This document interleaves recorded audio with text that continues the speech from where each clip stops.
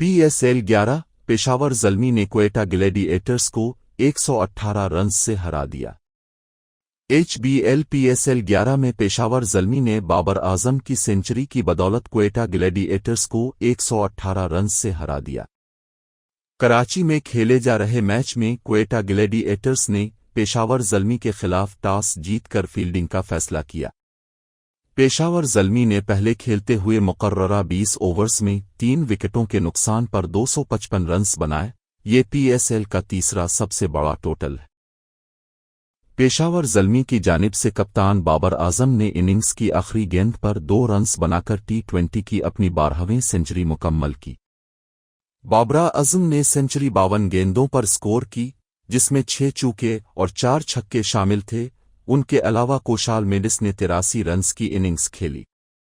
Babar Azam T20 format में विराट कोहली की 47 शिराकतों का रिकॉर्ड भी बराबर करने में कामयाब हो गए। इन्होंने मैच में कोशाल मेंडिस के साथ दूसरी विकेट पर 135 रन्स की पार्टनरशिप कायम की। क्वेटा की जानिब से उस्मान ताक, अबरार अहमद और जोसेफ ने 1 विकेट ली। हदफ के ताक़ुब में क्वेटा ग्लैडिएटर्स के बीटर्स वक्फे से पवेलियन पहुंचते रहे। टीम 19 ओवर में 137 रन्स बनाकर आउट हो गई। बीवन जैकब्स ने 34 रन्स की काबिल जिक्र इनिंग्स खेली।